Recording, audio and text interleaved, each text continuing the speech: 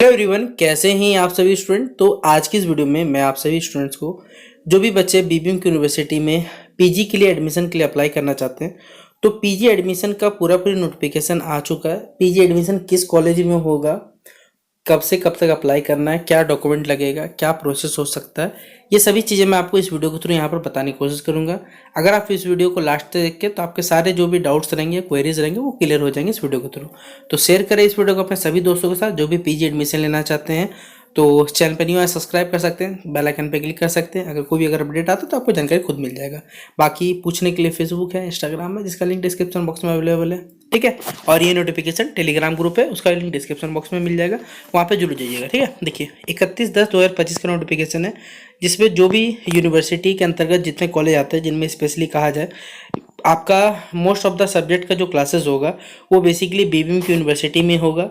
और ये इसके अलावा आरएसपी कॉलेज झरिया हो गया, एसएसएलएनटी महिला कॉलेज हो गया, बीएससीटी कॉलेज बोकारो हो गया, और ये सब वो कॉलेज है जो बेसिकली जहाँ पर आपके पीजी क्लासेस चली, इसलिए लिखा हुआ है ऑनलाइन एप्लीकेशन और admission to post graduate courses यानी PG courses in the university department, comma लिखा हो बीबीएम के धनबाद, एंड पीजी कॉलेज जिनमें एसएसएलएनटी महिला college, RSP college Jharia, BSCT college Bokaro, जो कि बीबीएम की यूनिवर्सिटी के अंतर्गत आते हैं, सभी में बेसिकली आप चांसलर पोर्टल की वेबसाइट से क्या कर सकते हैं, अप्लाई कर सकते हैं, ठीक है। कैसे अप्लाई करिएगा, ये सेशन क्या रहने वाला है, 25-27 सेशन रहने वाला है। चांसलर पोर्टल खुल कब से रहा है, तो 1 नवंबर से खुल चुका है। लास्ट डेट रखा गया इसका 20 तारीख को रखा गया, ठीक है। आपका जो पहला सिलेक्शन लिस्ट है वो जारी हो जाएगा, 24 तारीख को जारी होगा। उसके बाद आपका 25 तारीख से लेकर 1 दिसंबर तक आप अपने जिस भी आपका कॉलेज में पढ़ा है या फिर डिपार्टमेंट में आपने अप्लाई किया है, ठीक है, क्योंकि एसएसएलएनटी महिला कॉलेज सिर्फ गर्ल्स कर सकती है। आरएसपी कॉलेज झरिया में देखना पड़ेगा कि कौन से सब्जेक्ट्स के लिए हो रहा है यहाँ पर, और बीएससीटी कॉलेज बोकारो के लिए सेम यहाँ पर देखना पड़ेगा, ठीक है। बाकी आपसे बच्चों जो सेकेंड सिलेक्शन लिस्ट है वो 4 तारीख को होगा, फिर डॉक्यूमेंट वेरिफिकेशन 5 से लेकर 9 तक, और फिर आपका तीसरा सिलेक्शन लिस्ट है वो 11 तारीख को जारी कर दिया जाएगा, और डॉक्यूमेंट वेरिफिकेशन 12 से लेकर 15 नवंबर तक आप कर सकते हैं, ठीक है। अब यहाँ पर क्या क्या देखिए कंडीशन है, यहाँ पर जो भी बच्चे बेसिकली अप्लाई करना चाहते हैं तो कुछ यहाँ पर इंस्ट्रक्शन दिए गए कि आपको अपना कॉलेज का नाम, subject, caste category, subject marks, aggregate marks, ये this details can not rectified after final submit. देखिए अगर मान लीजिए अगर आप इसमें कोई भी चीज़ गलती होता है तो फिर आप इसे सुधार नहीं कर सकते। एनी इनकरेक्ट और false information may lead to disqualification और कैंसिलेशन ऑफ एडमिशन, यानी अगर आपके द्वारा आपके नाम में, कास्ट कैटेगरी, सब्जेक्ट मार्क्स में अगर कोई भी गलती होता है तो इसमें अगर आपका कोई भी गलत होता है तो पहले सुधार नहीं होगा, और इस वजह से आपका शायद लिस्ट में नाम ना है या फिर आपको डिस्क्वालीफाई कर सकता है, ठीक है। अब देखिए यहाँ पर कुछ मॉडिफिकेशन किया गया है आपसे बच्चों के सब्जेक्ट को एंटर करने में। लिखा हुआ है guidelines for entering marks in the subject details section of the PG application form for admission to concern subject honours या मेजर। देखिए यहाँ पर जो भी बच्चे टर्म्स एंड कंडीशन रखा हुआ है, ठीक है, यहाँ रखा हुआ है एड फॉर 3 ईयर डिग्री कोर्स।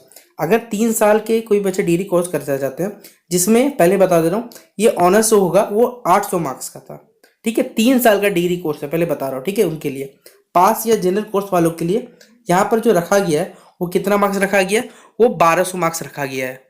जो बच्चे ऑनर्स पेपर में कर रहे हैं तो उनको 800 मार्क्स चाहिए 3 साल का डिग्री कोर्स वाला का, और जो पास या जनरल कोर्स वाले उनको 1200 मार्क्स वाला का।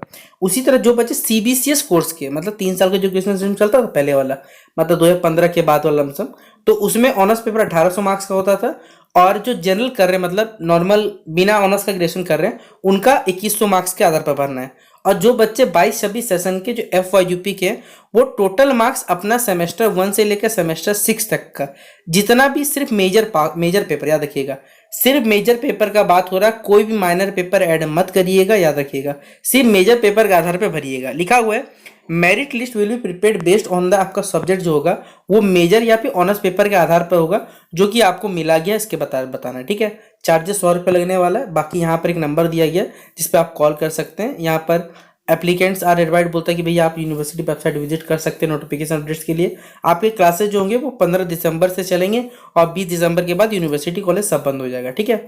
आपको यहाँ पर कुछ सब्जेक्ट्स के द्वारा मेंशन किया हुआ है, मैं आपको दिखा देता हूँ ये पेपर, जहाँ पर आप सभी बच्चे देख सकते हैं कुछ कॉलेज यहाँ यूनिवर्सिटी नाम दिया हुआ। जैसे देखिए यूनिवर्सिटी में देखिए कौन कौन सा सब्जेक्ट होगा, तो कॉमर्स के लिए टोटल 240 सीट है, एजुकेशन के लिए 32 है, आर्ट्स एंड कल्चर के लिए 16 है, बंगाली के लिए 16 है, इंग्लिश के लिए 128 है, फॉरेन लैंग्वेज जिसमें जर्मन एंड फ्रेंच है उनमें 16 रखा गया है, मतलब 16 जर्मन का 16 फ्रेंच का। हिंदी के लिए 240 है, फिलोसॉफी है। इस तरह के देखिए टोटल हमारे पास अगर देखा जाए तो 28 सब्जेक्ट्स है जो कि यूनिवर्सिटी में होगा।